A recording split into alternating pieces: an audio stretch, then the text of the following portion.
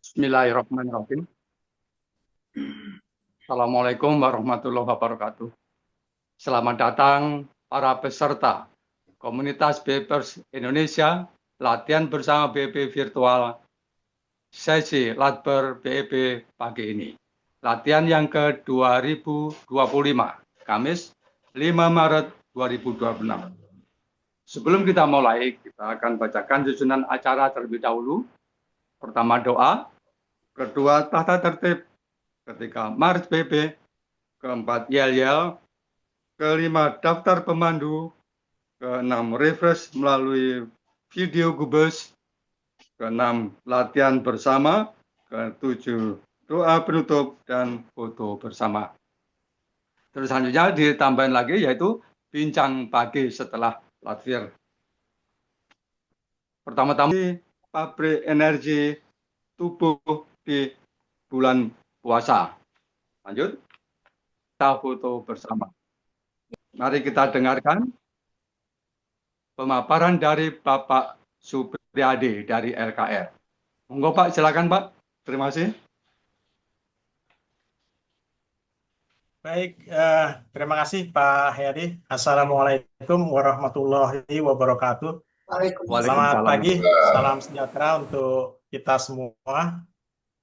Alhamdulillah kita dapat berjumpa kembali dalam diskusi bersama dengan LKR. Ini memasuki puasa minggu ketiga ya. Mudah-mudahan puasa kita lancar dan selalu diberikan kesehatan.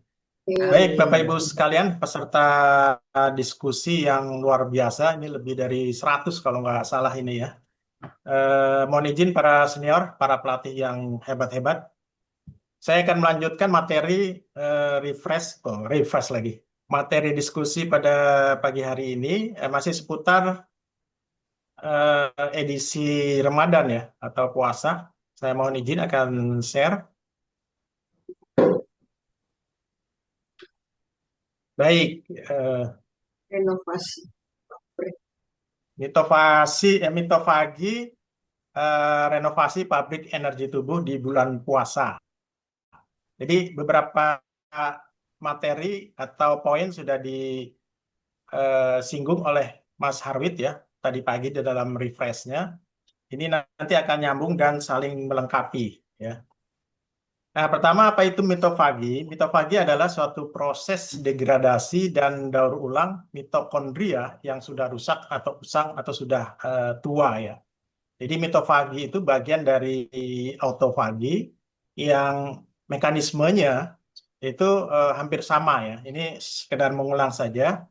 Di dalam proses autofagi maupun mitofagi khususnya, ini kita ada gambar mitokondria ya. Mitokondria yang sudah dianggap rusak atau usang ini akan ditandai oleh suatu protein ya, ditandai bahwa ini perlu diproses, maka akan dibungkus dalam suatu membran yang disebut dengan fagosfor, kemudian ditutup rapat di dalam membran dua lapis ya, fagosom.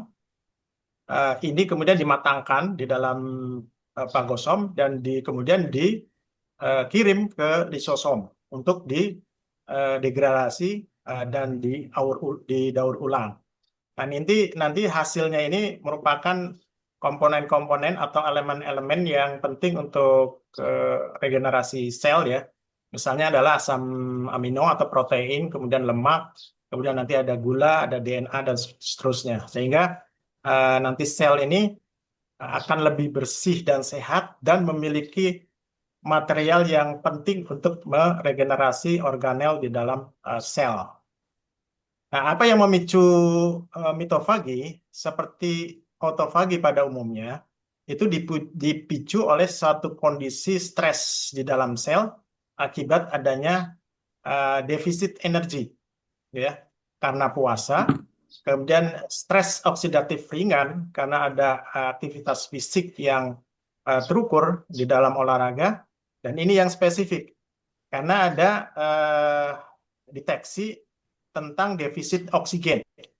Ya, defisit oksigen ini terutama terjadi kalau kita latihan napas dengan ada protokol retensi napas atau tahan napas. Ya. Jadi proses autofagi yang umum itu akan dipicu secara khusus oleh suatu protein yang disebut dengan hipoksia indus faktor ini, ya. Nah, ini ya, itu menjadi suatu proses mitofagi dan akan mempercepat dan meningkatkan intensitas mitofagi, ya.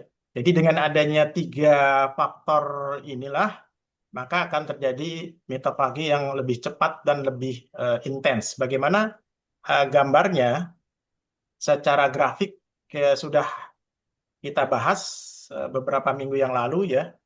Kalau kita puasa biasa, ini ada grafik yang warna biru, ya. Itu puncak autofagi itu akan terjadi setelah 12 jam, kemudian meningkat sehingga mencapai puncaknya di posisi puasa 16 jam.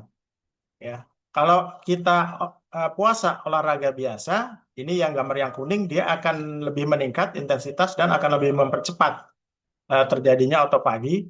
Yang lebih hebat lagi, kalau kita puasa, kemudian latihan bioenergy power, yang ada protokol olah napas dan khususnya tahan napas, maka akan terjadi mitofagi yang lebih cepat, ya. Diidentifikasi sekitar 10-14 jam itu sudah mencapai puncaknya dan intensitasnya akan lebih tinggi, ya. Baik, sebelum itu saya akan mengulang kembali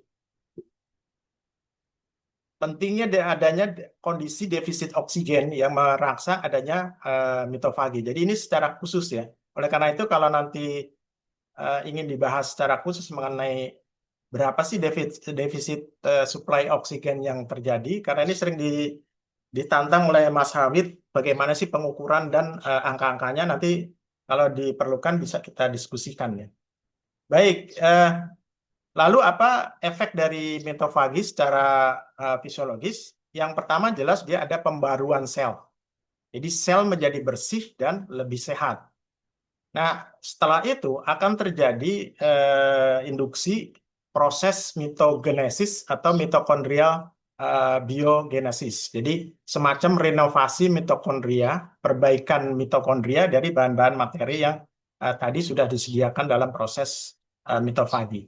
Nah, efeknya akan terjadi peningkatan kapasitas dan fungsi mitokondria dalam arti akan meningkatkan kualitas dan efisiensi pabrik energi sel. Karena mitokondria itu adalah semacam pabrik energi di dalam sel. Nah, apa manfaat mitofagi secara umum? Ini karena yang diperbaiki adalah seluler, tingkat seluler, bahkan di sel, ya, di subsel, itu maka akan berpengaruh kepada semua sistem di dalam tubuh, ya. Di dalam buku BEP itu ini sudah sering disebutkan, ya, sistem-sistem di dalam tubuh itu ada 11 sistem, semuanya akan terpengaruh karena adanya proses mitofagi. Nah, ini menjawab sekaligus pertanyaan kemarin Pak Eri yang jawabannya saya tunda pada hari ini, ya, dengan menunjukkan semua sistem di dalam tubuh. Jadi istilahnya itu memperkuat sistem di dalam tubuh itu terjadi karena adanya proses mitofagi, dalam pengertian ada perbaikan dari sisi sel, kemudian nanti ada di jaringan dan di organ dan seluruh sistem tubuh. Itu secara umum. Yang lebih spesifik lagi, mitofagi itu akan menginduksi perbaikan-perbaikan di dalam sistem saraf, ya. Di dalam sistem saraf. Nah, ini secara klinis tidak banyak yang literatur menyebutkan adanya efek manfaat kesehatan dari sisi memperlambat atau menghambat progresi penyakit Alzheimer, Parkinson, jadi penyakit-penyakit memori, ya. Kemudian memperbaiki kondisi kognisi, jadi memori akan lebih kuat, dan memperbaiki kondisi moodnya akan lebih bagus. Kemudian juga akan mempengaruhi secara spesifik sistem muskuloskeletal, jadi sistem rangka dan otot, dan sistem endokrin. Ini yang salah satu penyakit yang biasa diidap lansia adalah penyakit diabetes. Ini akan diperbaiki melalui proses mitofagi. Kemudian mempengaruhi juga sistem memperbaiki sistem kardiovaskuler sehingga akan mengurangi risiko penyakit jantung koroner dan hipertensi. Yang keempat, memperbaiki juga sistem saraf muskuloskeletal dan kardiovaskuler. Ini yang terkait dengan memperlambat gejala penyakit degeneratif dan khususnya untuk perlambatan penuaan sel. Ya. Jadi ini untuk proses anti-aging atau untuk awet muda lah gitu ya. Nah ini yang kemarin disebutkan oleh Pak Padio juga mengenai sistem imun juga akan diperbaiki melalui mitofagi sehingga nanti misalnya yang disebutkan oleh Pak Padio itu sel imun kita makrofag itu akan lebih aktif, lebih sehat untuk memakan istilahnya ya patogen dan sel-sel yang kurang sehat atau sakit. Itu manfaat klinis dari mitofagi. Lalu apa syarat dan ketentuannya untuk mempercepat mitofagi? Nah ini yang nyambung dengan tadi materi Mas Harwit mengenai protein, tetapi mungkin saya agak berbeda ini karena ini khusus untuk proses mempercepat mitofagi. Jadi kalau kita ingin mempercepat mitofagi, maka komposisi makronutrien ini lengkap, makronutriennya karbo, protein, dan lemak, tetapi dengan komposisi yang berbeda. Karbonya itu diturunkan sampai 20-30% dari total kalori intake. Misalnya kalori intake kita 2000 kalori per hari, maka karbohidratnya itu yang paling rendah, ya sekitar 20-30%. Kemudian proteinnya sedang-sedang saja, sekitar 20-25% dari total kalori. Dan yang tinggi adalah komponen makronutrien lemak, 45-60%. Apa saja lemak yang baik nanti bisa kita diskusikan. Nah, prinsipnya sama ini. Untuk sahur dan berbuka itu kita harus mengkonsumsi karbohidrat serendah mungkin, ya, dan meningkatkan asupan protein dan lemak yang mencukupi. Jadi berbeda dengan yang biasa kita lakukan kalau di bulan puasa itu biasanya kita lebih banyak karbohidrat ya, yang manis-manis gitu, kemudian gorengan-gorengan. Ini itu bertentangan dengan prinsip terjadinya mitofagi. Oke, itu pola konsumsinya. Bagaimana dengan protokol latihan BP-nya? Ini juga sudah pernah kita bahas. Yang penting adalah kita melakukan latihan pagi sekitar jam 6 sampai jam 7. Ini gunanya adalah untuk mempercepat penurunan gula darah dan penipisan glikogen di dalam hati, ya. Kemudian sehingga akan mempercepat penurunan insulin dan mempercepat proses lipolisis atau mempercepat kondisi ketosis, ya, ketosis yang untuk menghasilkan keton. Nah, latihan sore ini juga harus dilakukan setelah jam 4 sampai menjelang maghrib. Gunanya adalah untuk meningkatkan proses lipolisis atau pembakaran lemak sehingga akan meningkatkan produksi keton. Nah, keton ini juga mempunyai efek mempercepat mitofagi. Jadi semua protokol ini dari mulai konsumsi dan protokol latihan ini harus dilakukan secara sinergis ya, dua-duanya harus dilakukan kalau kita ingin mempercepat mitofagi dan memperoleh manfaat klinis yang maksimum. Barangkali sementara itu saja yang dapat saya sampaikan untuk bahan diskusi kita berikutnya. Terima kasih Pak Heri. Silakan.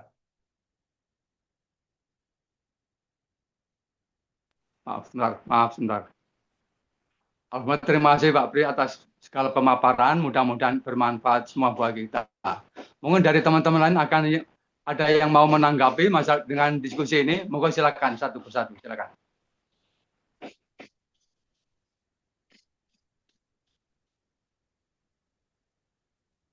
Siapa yang mau menanggapi terlebih dulu?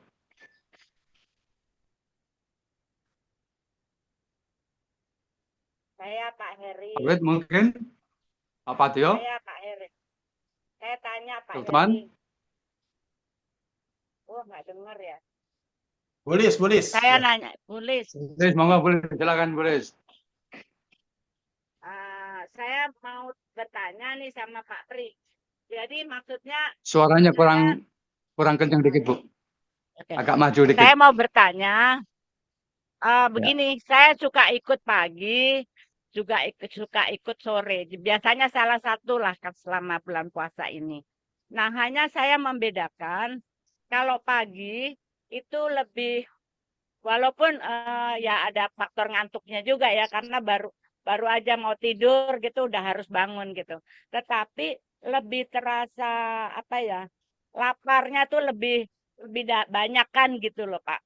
Tapi dibandingkan kalau saya ikut sore, kalau ikut sore itu aman-aman aja gitu, nggak terasa apa-apa gitu. Sebentar lagi udah beduk gitu. Gitu aja. Terima kasih Pak Pri. Terima kasih, Bu Lis ya. Jadi pengalaman subjektif ya, Ya. memang beda-beda ya. Tetapi secara fisiologis itu memang ketika pagi itu kan cadangan glukosa masih banyak ya.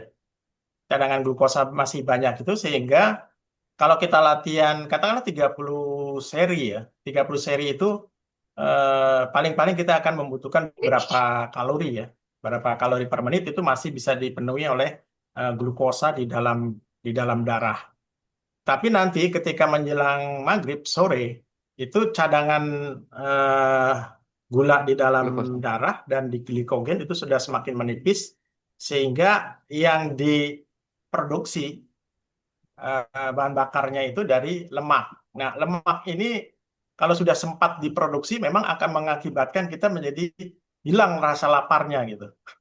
Jadi sore itu kalau kita olahraga, kita bakar lemaknya, justru kita akan merasa lebih sehat. Itu secara fisiologis. Tapi sekali lagi ini memang subjektif, masing-masing berbeda apa yang dirasakan. Kira-kira begitu gambarannya, tulis.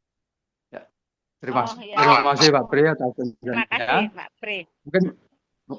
Mungkin masih ada lagi Bu Lis yang mau ditanyakan atau yang lainnya, monggo. Sudah cukup Pak Heri. Ya. Karena saya ngerasain Assalamualaikum. sendiri. Pak Heri, monggo Pak Heri, silakan Pak Heri. Monggo, Nah. monggo, silakan. Terima kasih Pak Pri. Artinya pertanyaan kemarin yang saya sampaikan minggu lalu, alhamdulillah sudah terjawab Pak. Jadi insya Allah tadi pemantapan sistem dalam tubuh sudah terjawab semua. Insya Allah ini lebih memantapkan keyakinan kita bahwa puasa ini artinya 3 pilar bioenergi power itu sejalan Pak dengan puasa yang kita lakukan saat ini gitu ya. Tapi pertanyaan lanjutannya Pak, ya mohon izin Pak ya, boleh lihat yang grafik yang dibuat sama Pak Pri itu nggak ya? Oke. Mohon izin Pak. Yang grafik tadi itu Pak. Oke.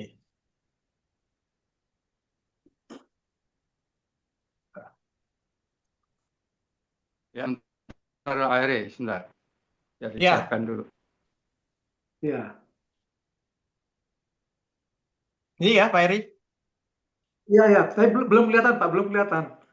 Oh belum? Oh belum di-share ya? Sorry. Belum di-share, sorry. Mohon maaf Pak. Belum di-share.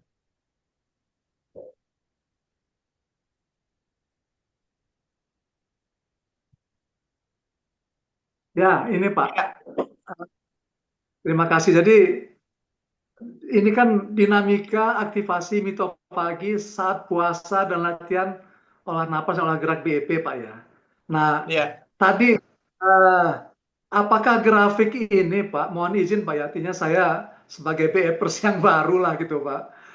Karena saya ingin mengaitkannya dengan puasa ini Pak. Apakah ini grafik ini berlaku hanya pada saat puasa bulan Ramadan ini aja Pak ya? Atau kita grafik ini juga berlaku untuk puasa intermittent, misalnya Senin Kemis, atau misalnya puasa Syawal, atau puasa Daud, atau puasa Ayamul Bid, Pak. Nah ini supaya kita tuh mantap bahwa artinya setelah Ramadan ini ya kalau misalnya bisa kita pertahankanlah puasa ini dengan tetap berlatih BEP gitu Pak. Supaya nanti tahu apakah grafik ini berlaku secara umum atau hanya pada saat kondisi puasa gitu Pak. Pada saat posisi puasa Ramadan ini. Terima kasih Pak Pri. Assalamualaikum warahmatullahi wabarakatuh. Waalaikumsalam. Baik, wah ini pertanyaannya bagus karena merangsang pembahasan berikutnya ya. Jadi secara umum memang proses autofagi atau mitofagi itu terjadi kan tadi dalam 3 kondisi ya, puasa, kemudian olahraga, dan olah napas. Nah, prinsipnya tadi autofagi itu terjadi ketika kita puasa mencapai 12 sampai 16 jam ya. Oleh karena itu puasa sunnah yang hanya sekitar 12 sampai 13 jam ya kalau di Indonesia, kecuali kita nggak sahur ya. Kecuali kita nggak sahur bisa sampai 16 jam, itu bisa merangsang autofagi secara normal ya. Kalau puasa saja itu bisa kita merangsang autofagi. Nah, lalu kalau kita puasanya hanya 12 jam atau 13 jam selama puasa sunnah di bulan Ramadan itu, bagaimana kita bisa memicu autofagi? Karena syaratnya kan tadi sekitar puncaknya di 16 jam. Oleh karena itu dilakukanlah latihan BEP, dan latihan BEP berupa olahraga dan olah napas ya, pagi dan sore hari. Itu bisa mempercepat sehingga jam 10 jam misalnya jam 4 itu kita sudah bisa memperoleh manfaat autofagi. Nah, itu kalau puasa Ramadan. Bagaimana kalau puasa sunnah yang lain? Puasa Daud, puasa Senin Kemis, dan seterusnya. Itu sama proses prinsipnya, karena sama-sama puasa dan hanya dibatasi jamnya. Kita puasa sunnah itu kan hanya 12 sampai 13 jam. Jadi harus dibarengi dengan latihan BP sehingga diperoleh autofagi atau mitofagi. Nah, yang umum atau yang puasa untuk kesehatan seperti intermittent ini diajarkan oleh guru besar kan sekitar 15 jam ya, dari jam 6 kita puasa sampai jam 9 baru kita buka. Itu menurut saya untuk rutin dilakukan itu sangat baik, karena durasi puasanya memang bisa lebih dari puasa sunnah, bisa sampai 15 jam karena kita boleh minum ya.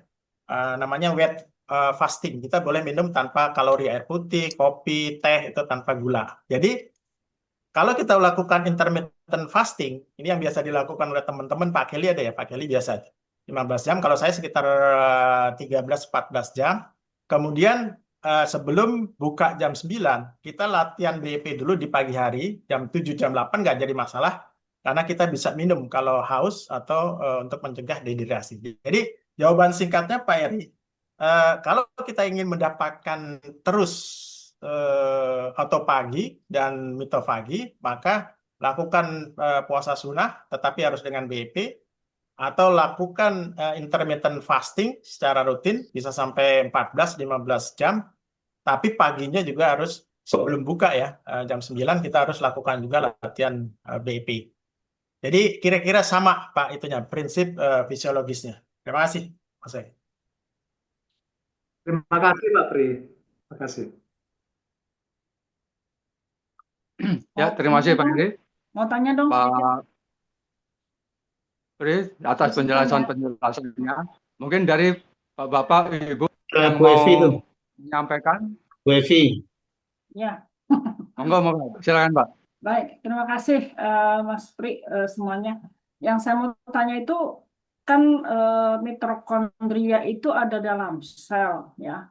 Selnya itu sel apa gitu? Kan ada sel darah merah, sel darah putih. Apakah sel yang ada mitokondrianya itu punya sel lagi atau posisinya di mana nih? Ya, kurang bingung juga sih, posisinya kan banyak banget sel nih. Sementara mitokondria katanya ada di seluruh sel tubuh. Nah, sel tubuhnya itu ada di sel darah merah kah, sel darah putih kah, atau ada sel lain dari tubuh kita yang berfungsi untuk bisa memiliki mitokondria itu. Itu Mas Pri, makasih. Soalnya gini biologi saya dulu nggak nyampe ke sini. Betul, pertanyaan mendasar ya. Jadi sel itu kan jumlahnya triliunan ya, banyak sekali di semua bagian tubuh ya. Jadi secara prinsip semua sel itu mempunyai mitokondria kecuali sel darah, katanya begitu ya, sel darah. Dan mitokondria ini jumlahnya dalam tiap sel itu berbeda-beda jumlahnya. ya. Yang paling banyak itu mitokondrianya sampai puluhan ribu itu ada di otak dan di jantung, ya, di organ otak, di organ jantung. Jadi karena apa? Karena otak dan jantung kita itu kan terus bekerja, jadi membutuhkan mitokondria, pabrik energi yang lebih banyak, bisa puluhan ribu, 20-40 ribu banyaknya, tergantung dari aktivitas. Nah, kalau kita latihan beban, latihan otot, ya, misalnya buang napas dengan otot, ya, dengan penuh tenaga, kita membangun otot di sini, kemudian intensitas kita tinggi, maka mitokondria kita itu bisa bertambah. Jadi itu beda nanti mitokondria di sel jantung orang biasa dengan atlet atau kita yang biasa berlatih BEP itu akan berbeda. Kita yang biasa berlatih BEP mempunyai mitokondria yang lebih banyak sehingga kita merasa lebih bertenaga. Nah, itulah yang menyebabkan efek latihan BEP mengapa kita menjadi lebih bugar dan lebih bertenaga. Karena kita mitokondrianya atau pabrik energinya lebih banyak, ya. Jadi semua sel prinsipnya mempunyai mitokondria, tetapi ada beberapa sel, misalnya sel darah merah yang tidak ada mitokondrianya. Nah, kira-kira begitu jawabannya. Udah cukup puas, Tevi? Berarti dengan kata lain, sel yang akhirnya karena kita sakit terus di recovery itu adalah sel yang ada mitokondrianya ini ya? Iya, Jadi termasuk. bukan sel darah merah ya, tapi sel yang memang buat pertumbuhan growth tubuh kita, recovery kita sakit atau apapun itu. Jadi sel yang tadi kalau di sel di jantung emang akan sangat baik ketika kita banyak melakukan aktivitas yang menunjang pertumbuhan sel yang akhirnya mengakibatkan mitokondria itu menjadi semakin banyak ya. Jadi dalam satu sel itu mitokondria bisa berkembang banyak, lebih banyak. Iya, bisa puluhan, bisa ratusan, bisa puluhan Dalam ribu satu sel. dalam satu sel, bukan hanya satu. Jadi kalau tadi kenapa mitokondrianya itu dilebur atau didaur ulang? Karena mitokondrianya sudah rusak, sudah tua, dan sel membutuhkan energi, membutuhkan protein dan seterusnya akibat stres tadi. Stres karena puasa, stres karena kekurangan oksigen, karena kita tahan napas, itu menyebabkan sel mengatakan, ini kita perlu tenaga nih di dalam sel, sehingga didaur ulang, dan kita bikin mitokondria baru, sehingga selnya akan menjadi lebih sehat. Gitu. Asupan dari sel yang tadi berubah itu adalah dari oksigen yang dikirim oleh sel darah. Atau gimana? Korelasinya gimana, Mas? Korelasinya antara sel yang berisi mitokondria dengan sel darah merah yang mengangkut oksigen hasil dari pola nafas kita tadi. Ya, berbeda jalurnya. Oh, jalurnya beda. Berbeda jalurnya. Jadi kalau aliran darah itu kan dia akan mengalirkan oksigen ke semua jaringan ya, ke semua sel. Begitu ada deteksi di dalam aliran darah itu oksigennya sudah menipis, ya kan?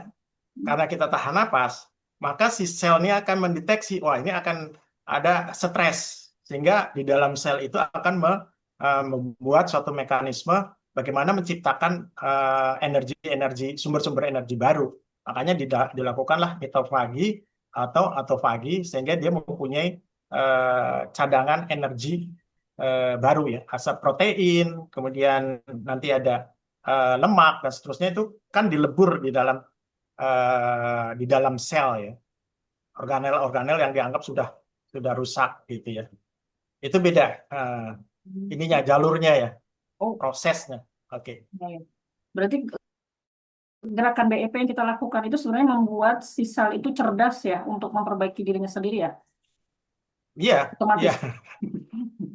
Jadi ibaratnya gini, kalau kemarin saya sampaikan di dalam Latvir Jabar itu, pada saat kita latihan BP, khususnya di dalam retensi napas yang panjang, misalnya di gerakan 3, itu kita sedang melatih sel untuk beradaptasi pada kondisi yang stres, yang kekurangan asupan oksigen, ya.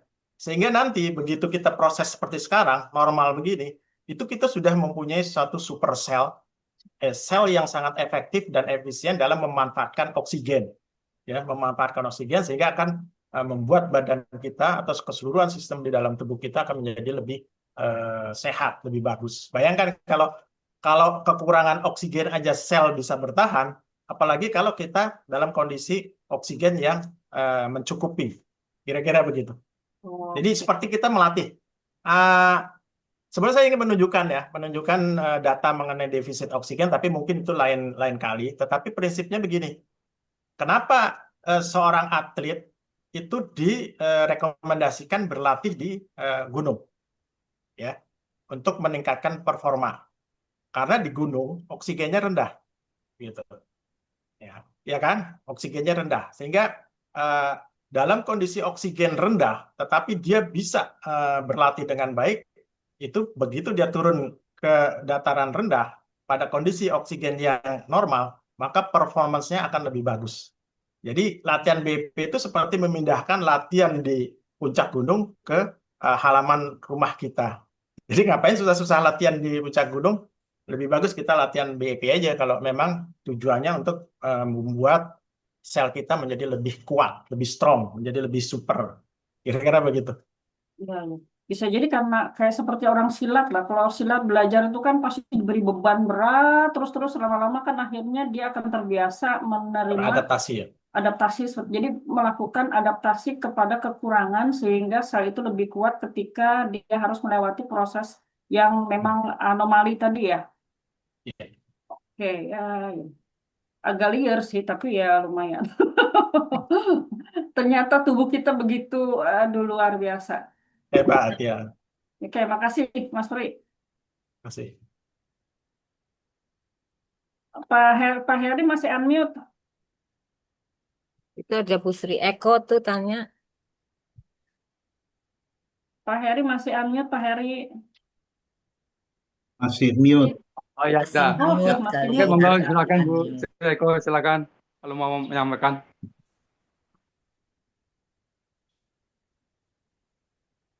Saya Pak Pri. Ya, Baik, terima kasih. Maaf belum dibuka. Terima kasih Pak Eri dan semuanya. Pak Pri, terima Ya, kasih. monggo. Itu izin sesuai yang Bu Evi sampaikan mungkin menyambung. Di slide Bapak yang ke-7, itu kan ada menghindari lonjakan gula yang tinggi. Nah, kolerasinya gimana ya Pak? Biasanya kan kita harus suka minum yang manis-manis tuh supaya lebih bugar. Nah, dengan mempercepat itu pagi ini gimana nih Pak? Terima kasih Pak Pri. oke. Ya, ini agak susah mengubah kebiasaan atau tradisi di dalam bulan puasa itu ya. Memang kita yang sudah tertanam itu berbuka dengan yang manis-manis supaya kita cepat memulihkan gula ya, glukosa di dalam darah.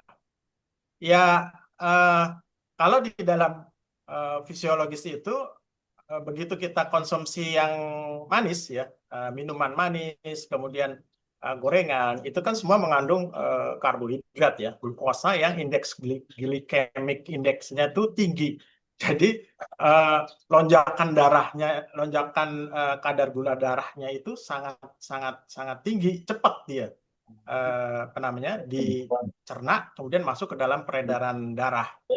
Nah, ini yang menyebabkan si tubuh itu akan menyetop proses autofagi ya, karena insulinnya akan naik tuh untuk menurunkan gula darah ya. Salah satu faktor yang menyebabkan autofagi itu terhenti itu karena ada insulin yang tinggi begitu. Jadi sedapat mungkin selama bulan puasa kita mengurangi ya asupan tadi yang manis-manis, karbohidrat lah secara keseluruhan, glukosa, khususnya yang memang lonjakannya akan cepat. Karena ini nanti sayang kita sudah selama 12 jam itu tubuh kita tuh bersih ya karena glukosa ini di dalam tubuh itu sifatnya pro-inflamasi, jadi pro-radang.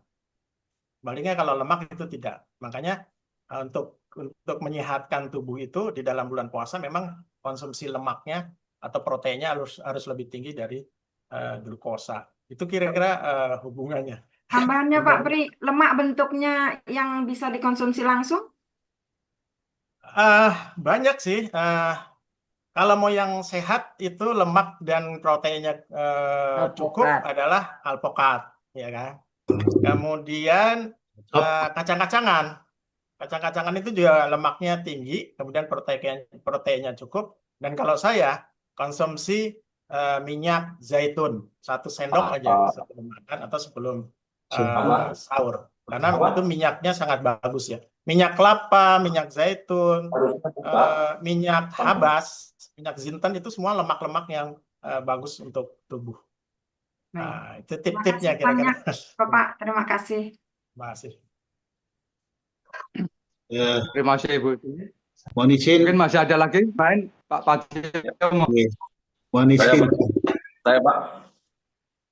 Ini pertanyaan praktis saja Pak Pri. Jadi dengan saran bahwa sebaiknya olahraga atau BIP itu kita laksanakan pukul 6 sampai 7 pagi. Itu saya kira cocok ya, karena ada pengertian umum sebelum BIP sebaiknya mengkonsumsi makanan dulu, pengertian awal ya. Karena apa yang dioksidasi kalau nggak makan dulu. Ternyata dengan penjelasan otopagi dan kemudian juga mitopagi itu pemahamannya menjadi lebih paham, lebih tajam menurut penilaian saya, bahwa justru olahraga pukul 6-7 itu bagi yang mengikuti intermittent fasting itu lebih bagus ketimbang setelah kita makan pagi gitu ya. Saya kira konfirmasi aja dengan Pak Tri. Terima kasih. Baik.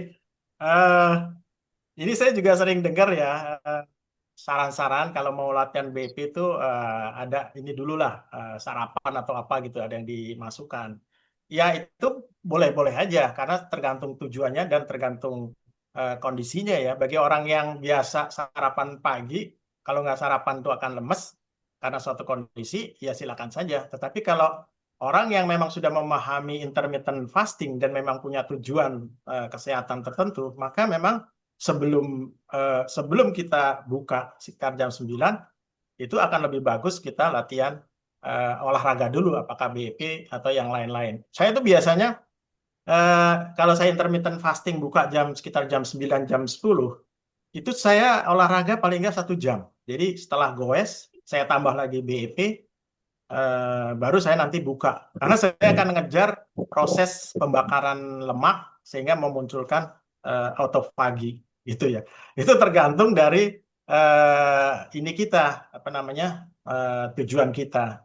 Lalu pertanyaannya tadi Pak Parjo, kalau nggak ada sarapan dulu, dari mana energinya? Ya dari lemak. Karena cadangan lemak kita tuh kan banyak. Di perut saya ini jumlah kalori cadangan lemaknya bukan main, luar biasa. Sampai 3 hari nggak makan pun masih bisa dari lemak gitu. Jadi kalau intermittent fasting itu yang ekstrimnya bisa sampai 72 jam. 72 jam itu berapa hari ya? 3 hari. 3 hari.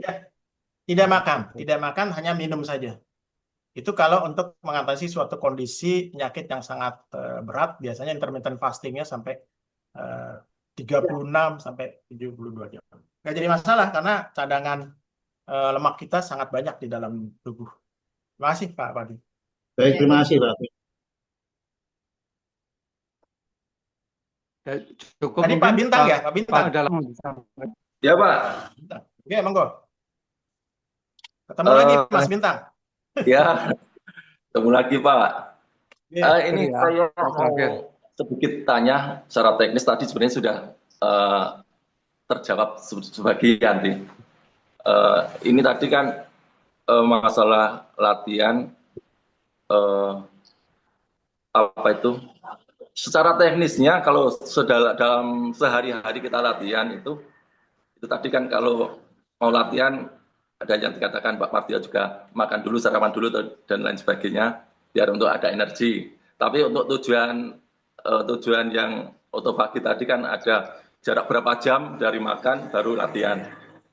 Tapi untuk latihan secara waktu itu sebenarnya ideal waktu jam pagi siang sore malam itu sebenarnya kita tidak membahas yang masalah makannya, tapi waktunya itu ada pengaruhnya nggak sih Pak?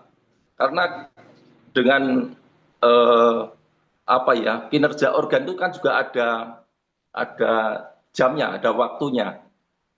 Mungkin bisa diperjelas, dan juga saat latihan itu, kalau tadi kan makannya berapa jam setelah makan, latihan untuk tujuan tertentu. Tapi untuk latihan, habis latihan itu apa bisa langsung makan, apa harus jeda waktu berapa saat biar proses di dalam tubuh kita akan lebih ideal gitu Pak. Mungkin itu Pak, terima kasih. Mungkin saya merangkumnya agak ngalor ngidul, tapi mungkin bisa diterima bagaimana maksud saya Pak. Terima kasih Pak.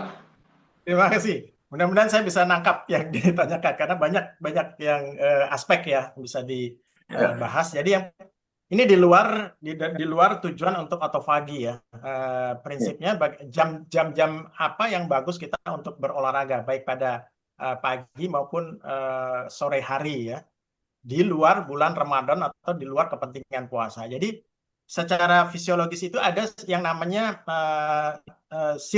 sirkadian. Jadi pola di dalam tubuh kita yang harus kita lihat, kita perhatikan untuk konsumsi dan olahraga. Jadi pada waktu pagi hari sekitar jam 6 jam 7 itu memang itu secara sirkadian itu puncak peningkatan kortisol ya. Kortisol itu kan suatu hormon untuk membangkitkan energi, hormon stres ya, untuk kewaspadaan.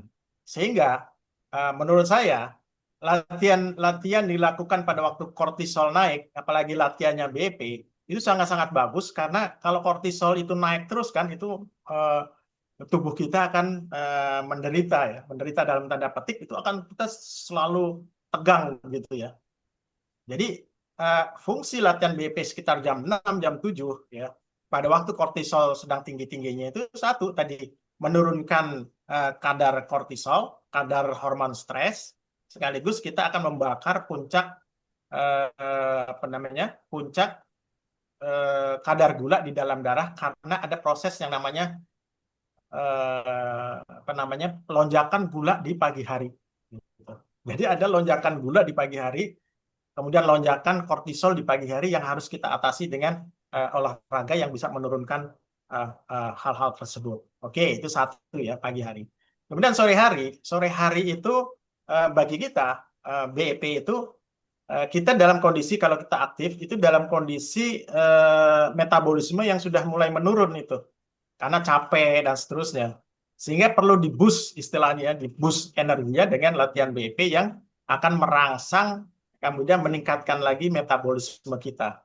Jadi latihan sore hari fungsinya membangkitkan lagi metabolisme yang sudah mulai menurun. Pagi hari adalah untuk mengatasi stres akibat kortisol dan lonjakan gula darah di pagi hari. Itu secara fisiologi keolahragaan kira-kira begitu. Kemudian tadi yang terakhir, setelah olahraga apakah boleh makan? Nah, ini juga ada teori pencernaan juga ya. Tetapi yang paling penting menurut saya harus segera diisi air, rehidrasi, untuk mengganti cairan yang tubuh. Kalau di BEP kita biasanya setelah selesai minumnya juga bukan air putih itu, air manis, teh jahe manis, kemudian gorengan dan seterusnya. Jadi sebetulnya secara kesehatan itu bertentangan, tetapi secara sosial ya udah nggak apa-apa, sekali-sekali nggak apa-apa. Kira-kira itu Boleh jawabannya. saya tambahkan Mas Pri? Olahraganya tiap hari, Pak. Olahraganya tiap Boleh saya hari. tambahkan? Boleh tambah dikit? Silakan. Pak, olahraganya Pak. Halo? Ya. Monggo Boleh Pak Arif. bertanya, Pak? Oke, ini terkait dengan waktu latihan ya. Dalam materi pelatihan udah kita sampaikan bahwa sumber energi itu selain glukosa yang dari karbohidrat kan bisa juga dari keton, dari lemak ya. Sesuai dengan proses kimiawinya, kalau kemudian kita latihan pada saat defisit glukosa dan tubuh mampu menghidrolisis lemak menjadi keton, maka tiap-tiap molekul keton itu memproduksi ATP yang jauh lebih besar daripada satu molekul glukosa. Jadi ini pernah kita bahas juga kan, olahraga dulu atau BIP dulu. Pernah kita ngomongin itu. Ya. Jadi intinya bahwa pada saat kita berlatih dalam kondisi defisit glukosa, misalkan saat puasa kemudian latihannya di sore hari, itu potensi sumber energi dari lemak itu akan sangat besar. Meskipun ada beberapa syarat ya Mas Pri ya, bahwa lemak itu baru bisa dijadikan bahan energi pada saat detak jantung sekian, suhu tubuh sekian, dan sebagainya.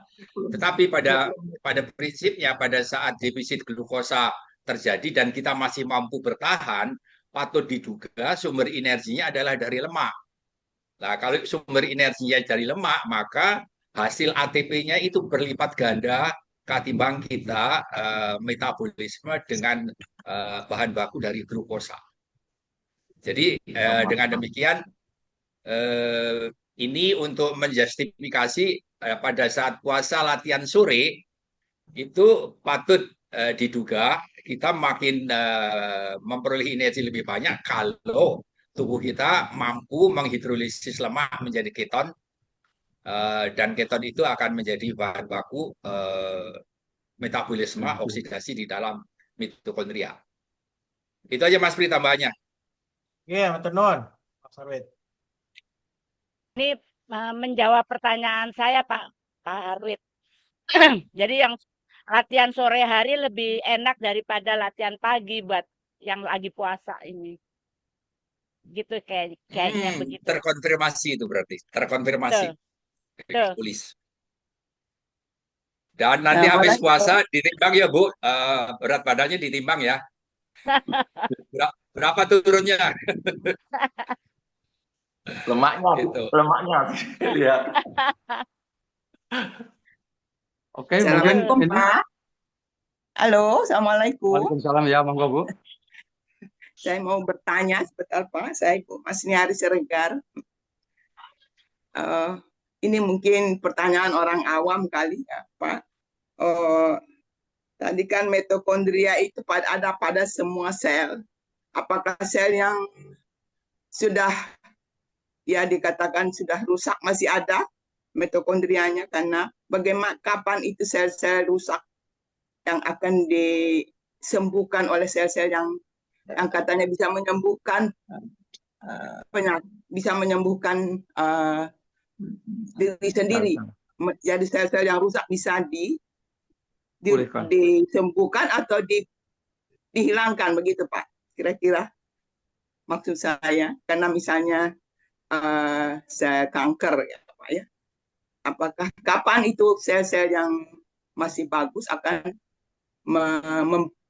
memperbaiki sel yang rusak begitu maksud saya.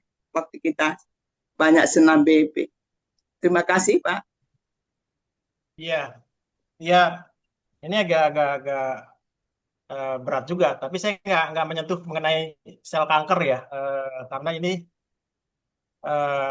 literaturnya masih agak kontradiktif nih, pengaruh otofagi terhadap sel kanker. Ada yang menyebutkan itu positif, ada yang menyebutkan negatif. Jadi saya nggak berani membahas mengenai sel kanker. Tetapi secara umum kalau sel sudah mengalami keusangan atau dia rusak atau dia mau mati, itu ada dua jalur yang bisa yang bisa dilakukan oleh tubuh. Satu, mengaktifkan sistem imun. Sel imun yang disebut dengan makrofag itu akan memakan sel yang sudah lemah atau sudah rusak ya. Atau melakukan proses ya, jalur yang berikutnya adalah proses regenerasi sel ya, tetapi itu ada secara periodik kan, regenerasi sel mengganti sel-sel yang sudah rusak atau sudah mati, khususnya yang sudah mati ya. Nah, jalur yang ketiga tadi yang saya katakan jalur autofagi atau mitofagi, begitu ya jalurnya. Nah, jalurnya itu bisa diperoleh sayangnya hanya melalui 3 cara. Satu, puasa yang cukup di atas 12 jam. Yang kedua, selama puasa lakukan olahraga dengan intensitas yang sedang dengan durasi waktu yang cukup. Itu juga bisa mengaktifkan autofagi. Yang ketiga, latihan olah napas yang mengandung unsur retensi atau tahan napas yang cukup sehingga menyebabkan ada defisit suplai oksigen dan ada indikasi hipoksia ringan. Ya, jadi bagi kita BEPers ini 3 jalur itu sebetulnya bisa diaktifkan, bisa dicapai sehingga memperoleh sel yang lebih sehat secara umum. Ya, jadi tubuh memang pintar, mana sel yang sudah rusak atau sudah mati itu akan dimakan atau dilebur, diregenerasi baru, atau diperbaiki di dalamnya. Underdeal-nya, misalnya mitokondrianya atau dia ada protein-protein yang sudah rusak, itu didaur ulang menjadi bahan-bahan sel yang lebih bagus. Istilahnya seperti saya sebut, ada renovasi underdeal sel sehingga sel menjadi lebih sehat. Mudah-mudahan bisa menjawab ya, Bu Mas. Terima kasih. Ya tentu pikiran saya dengan saya selalu berlatih pagi sore dengan harapan sel-sel yang rusak bisa diperbaiki. Itu maksud saya, Iya. Pak. Terima Betul. kasih, Pak. Betul, ya. Kalau kita lakukan itu, insya Allah bisa. Mas Harwit, ini nggak tertarik untuk membahas penghitungan defisit oksigen nggak? Mungkin nggak sekarang ya. Ya, kita Itu perlu. sesi berikutnya. Ini untuk pencerahan ya bahwa ini kan pada saat awal-awal kita selalu menggaungkan dengan latihan BEP kita akan memperoleh kelimpahan oksigen. Dengan latihan BEP kita memperoleh kelimpahan energi dan sebagainya. Ini adalah upaya kita bagaimana mendudukkan secara keilmuan fakta yang sebenarnya seperti apa. Dan ini tugas LKR dan nanti LPK yang akan mendiseminasikan. Yeah. Itu Mas Pri, karena bahan ajarnya LPK juga harus direvisi terkait dengan hal itu. Iya, Gitu. iya. Jadi saya teringat Latvir Jabar kemarin, memang ke Bapak Ibu pelatih yang ada di sini, LKR ini forum diskusi LKR ini memang kalau saya bilang Mas Rawit, ini adalah forum khusus untuk para pelatih. Ya, forum khusus para pelatih yang nggak boleh dalam forum umum seperti ini gitu. ingin menambah wawasan keilmuan atau BEPers yang memang tertarik atau cinta dengan dasar-dasar keilmuan di BEP. Jadi memang tidak sembarangan disampaikan, kemudian nanti diterjemahkan atau disampaikan lagi kepada para BEPers yang awam. Jadi masih perlu diolah lagi. Itu pesan di Latvir Jabar kemarin. Mas Pri, hati-hati nih, saya menyampaikannya gimana ke BEPers. Saya bilang, enggak, ini forum khusus pelatih untuk diolah lagi. Menjadi suatu bahan MUKB, katakanlah misalnya begitu. Terima kasih. Saya Pak, Ya, itu saya Pak dari Palu Pak. Pelatih itu. Saya Pak dari Palu Pak. Oke, silakan ya. Dari Palu. Ya, Pak Hartono Pak. Tadi dari penanya Bapak yang pakai kaos merah tadi ada yang belum terjawab ya. Dan itu juga sangat perlu bagi kami. Bagi yang harus sarapan sebelum BEP, ada perlu jeda waktu atau selesai makan boleh langsung BEP. Demikian tadi pertanyaan dari Bapak tadi belum dijawab. Kalau tidak salah. Iya. Terima kasih ya. Pak. Baik, terima kasih Pak Hartono. Saya lupa dan saya coba jawab ya. Mungkin ini pengetahuan saya aja dari sisi fisiologi keolahragaan. Jadi memang ada kondisi tertentu yang orang itu mengalami hipoglikemia. Jadi kadar gulanya itu rendah gitu ya. Kadar gulanya rendah menyebabkan dia menjadi lemes kalau nggak makan sesuatu. Jadi silakan saja kalau memang perlu sarapan dulu supaya nanti nggak hipoglikemia, jadi penurunan gula darah yang drastis, itu silakan saja, tetapi ada jeda. Nah, jedanya ini tergantung yang dikonsumsi. Kalau yang sifatnya cepat diproses, ya misalnya katakanlah pisang gitu ya, yang ringan-ringan saja, ya, minum manis gitu ya, teh manis, sedikit tempe begitu, saya pikir itu dari sisi proses pencernaan itu 1 jam itu udah cukup, maka setengah jam itu udah bisa. Tetapi kalau berat makan nasi, makan dan seterusnya, itu secara pencernaan setelah 2 jam bagusnya baru bisa ber-BEP. Kenapa? Karena BEP ini kan ada protokol tahan napas ya.